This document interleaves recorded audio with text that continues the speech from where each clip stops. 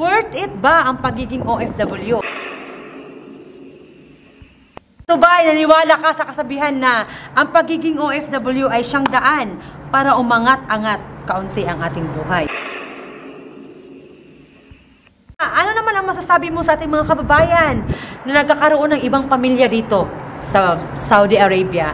Samantalang mayroon naman silang pamilya sa Pilipinas. Kumbaga, nadagdagan ang kanilang pamilya. Huwag niyong gawin talaga na maalam ng asawa mo kasi mayayari talaga kayo. Ang ibig mong sabihin, pwede, pero dapat hindi malaman ng asawa? Oo. Hello mga kababayan! Nandito na naman tayo sa ating pangalawang episode ng ating Melody Talks ng mga OFW. Kung saan dito ilalahad ang mga karanasan at ang buhay dito sa bansang Saudi Arabia o kahit sa ang sulok man ng mundo. At kung anong mga pinagdadaanan nila dito sa Saudi Arabia. Ngayon, ilalahad po ni Kuya Dines. Hello po, magandang araw po sa lahat ng mga OFW dito sa Riyadh, Saudi Arabia. Tapos sa mga kamag-anak ko dyan sa Pilipinas, sa Cagayan de Oro, magandang araw po sa inyo lahat. I'm sure marami tayong mga kababayan na gustong mag-abroad. Maaari mo bang maikwento kung ano yung legit na agency mo? At ano yung trabaho mo dito sa Saudi Arabia? Unang-una sa Pilipinas, ang agency ko doon, Sky High Manpower International Recruitment Agency sa may Quirino Avenue. Sky High International Manpower Agency sa may Quirino Avenue, Davao City? Sa Cagayan de Oro naman, may branch sila doon. Sa Cagayan de Oro, doon ako nag-apply. Sa mga kababayan na naghanap ng mga legit agency, yun po ang agency niya. Kuya, ano yung trabaho mo sa Saudi Arabia? Isa po akong car detailer at car polisher ng luxury car dito sa Riyadh. Trabaho namin ay nagpapakintab, naglilinis, tapos ginawa namin bago yung lumang mga sakyan. So ang trabaho niya dito sa abroad ay sa mga luxury car, bongga si Kuya. Ibig sabihin, sila po yung nagpapakintab ng mga lumang mga sasakyan at parang gagawing bago. Parang gano'n. Ano yung trabaho mo nga sa Pilipinas bago ka napunta dito sa Saudi Arabia at ano bang nag-udyok sa'yo para pasukan ang pagiging OFW? Una sa Pilipinas, mahirap talaga buhay doon. Kahit ako, aminado, mahirap ang buhay. Kahit anong trabaho mo, almost 16 years akong nagtatrabaho kahit saan-saan. Naging merchandiser na ako, naging sales clerk, naging bodigiro, lahat na. Tapos nagsama ako sa tatay ko sa shop. Body repair, nagpainting, lahat na mga pwedeng gawin, pero hindi pa rin sapat. So kuya, dito naman sa abroad, sa company mo na yan, matagal ka na ba? Bago lang ako. Isa akong first timer na OFW. Tapos pinagpala ko ng Panginoon kasi nung napasukan ko, maganda ang company. Kasi marami silang benepisyo, may libreng pagkain, libreng bahay, tapos may libreng transportasyon. Tapos meron pa kaming tawag dito, commission kung maganda yung trabaho namin. Praise the Lord. Talagang pinagpala si Kuya, no? Dahil hindi lahat ng mga nag-abroad ay maayos ang sitwasyon dito. Ika nga, pag nag-abroad na tayo, ang isang paado natin ay nasa hukay dahil hindi naman talaga natin alam kung anong magiging sitwasyon at madadat na natin dito sa Saudi Arabia. Kuya, pagiging isang OFW, paano mo po napanatili ang iyong communication o relasyon sa iyong asawa? Dahil lalo na pag LDR, talagang maraming tentasyon. At paano mo naman yan siya nalampasan? Okay ba kayo ng asawa mo or on time ba ang communication nyo? Paano siya nga? Siguro, wag mo lang kaligtaan. Lagi mong tatandaan na may responsibilidad ka sa Pilipinas na iniwan. Lagi mong lagyan ng schedule. Kahit gaano ka-busy dito, kahit gaano kalayo nila, mayroon naman tayong internet, di ba? Sa Messenger. So regular akong tumatawag sa kanila, tas regular rin ako sa kanila, nagpa-update kung ano yung nangyari sa mga namin. Selosa ba yung asawa mo? Medyo, pero hindi naman yung nakapokus yung pagiging silusa niya. Kasi nakapokus na kami sa sa aming kinabukasan. Kaya nga nandito ako eh. Ano yung pinaka-mahirap na naging experience mo sa pagiging OFW? Maaari mo pang maikwento sa amin kung ano yung mga napagdadaanan mo ditong nalampasan mo sa sobrang hirap.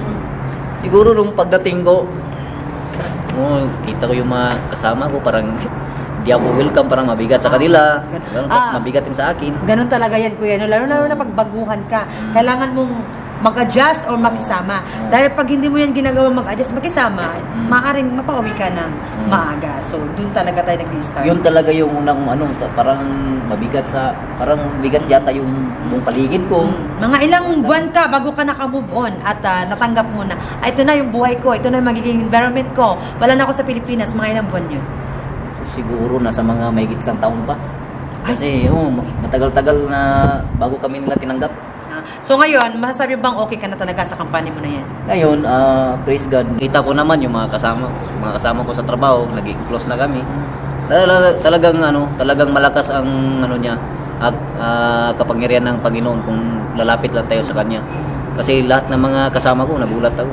Close na kami lahat. Wow. Kaya praise talagang, God. Praise God talaga. Ito, pag kayo ay bago, kailangan mo talaga makisama, mag-adjust. Ano naman ang masasabi mo sa ating mga kababayan na nagkakaroon ng ibang pamilya dito sa Saudi Arabia? Samantalang mayroon naman silang pamilya sa Pilipinas. Kumbaga, nadagdagan ang kanilang pamilya. Ano yung masasabi mo sa kanila? Siguro, mag-ingat na lang kayo na hindi kayo...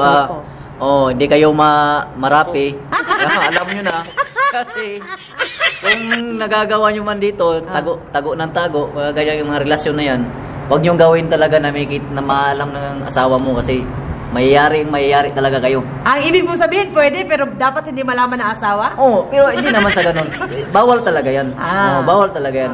Pinagbabawal yan sa atin talaga, kahit sa mga Kristiyano Musliman, di ba? Wag mo lang, bawal po makiapid ang may asawa. Yun dapat talaga. Worth it ba ang pagiging OFW? At ito ba ay naniwala ka sa kasabihan na ang pagiging OFW ay siyang daan para umangat-angat kaunti ang ating buhay? Masaya ka ba sa pagiging OFW mo? Sa pangkalahatan, pagiging OFW, worth it talaga. Siyempre, magbibigay mo lahat ng pangangailangan sa pamilya mo. Amen. Hindi naman lahat, yung mga mamahalin, hindi mo naman lahat mabibigay yun. Pero at least, nabigay mo yung mga gusto nila. Tapos, dito, sa Saudi Arabia naman, masaya. Masaya dito sa Saudi Arabia talaga. Ano ba ang mga napundar mo? Sa isang taon ka pa mahigit. So, kasi sabi nga nila, pag mga ganyan, pag first contract, wala ka pang napundar. Pero ikaw, kuya, may napundar ka ba? In God's grace, binigyan niya ako ng biyaya tulad na kabili ako ng lupa. Wow. Maliit lang na lupa, 62 square meter lang. Tapos yung dati naming tinitirahan, lagyan ko na ng kuryente at tubig, may internet kami. Wow. Lahat ng mga Tapos yung bahay, yung lupa ko ngayon, unti-unti ko na, nag-hollow blocks na ako. So ano yung masasabi mo sa ating mga kapwa OFW na gustong mag-abroad at naghahanap ng legit na agency? Ano yung mapapayo? I'm sure talaga maraming mga kababayan na nanonood na gustong mag-abroad. Ang mapapayo ko sa inyo, kung balak nyo talagang mag-abroad, lalo na dito sa Saudi Arabia, tibayan nyo ng loob nyo, lagyan nyo ng pagiging matibay ang kaisipan at loob, kasi kung wala kayo niyan, tas wala kayong kapit sa ating may kapal, Panginoon, walang makikita rito, puro kayo homesick, lahat ng tas yung nag-homesick ka rito, sa dasal mo idaan para hindi mananalo yung mga kasamaan na nasa isip mo. Amen talaga, magandang sagot ni Kuya. Sa mga napagdadaanan mo, ano yung Bible verse talaga na nagpapatibay sa iyo? Dito sa may 2 Corinthians 12:9 na nagsasabi na my grace is all you need, for my power is the greatest when you are weak. Sabi niya ganon. Ang biyaya daw ng Panginoon, kung lalapit tayo sa Kanya, yun daw yung makapangyarihan kung nasa tayo sa mga pagsubok. Amen. Tapos sa Salmo 73:26, Psalm 73:26, my flesh and my heart may fail, but God is the strength of my heart and my portion forever. So, Amen. Pinag-aawakan mo. The Lord. Talagang Lord talaga may mga siya yung sandigan natin, tas siya yung madaling malalapitan natin. Kuya, mayroon tayong mga kababayan ngayon na depressed, hindi pinapasahod, may namaltrato, nasa bahay kalinga, basta ang daming Pilipinong gano'n na kinakalimutan na ng agency na hindi na nila alam ang kanilang mga gagawin. So ano yung masasabi mo sa kanila? Ang pagkakaalam ko, kasi bago ka pupunta dito sa Saudi Arabia, lalo na yung mga domestic helper, Di ba may mga binibigayan na mga police number o OWA number o kahit anong mga pwede makontak para lang sa in case of emergency, may masusumbungan sila. Siguro ang payo ko na lang siguro, mag-ingat kung may nakikita na hindi iba na yung ano ng amo nyo. At saka Pagsumbong na kayo. Maghanap kayo ng paraan ng sumbong kayo. mga may kababayan dyan na dumaan sa mga depresyon or hindi na nila alam kung ano yung gagawin nila dahil sa, di ba, iba talaga naman kasi ang Saudi, kasi sa Pilipinas. So, hindi mo naman nalaman kung ano yung gagawin mo. Kumapit lang talaga kayo sa Panginoon dahil walang imposible. Mag-pray lang at wag po mag-give up, mga kababayan. Makakaawi din tayong lahat.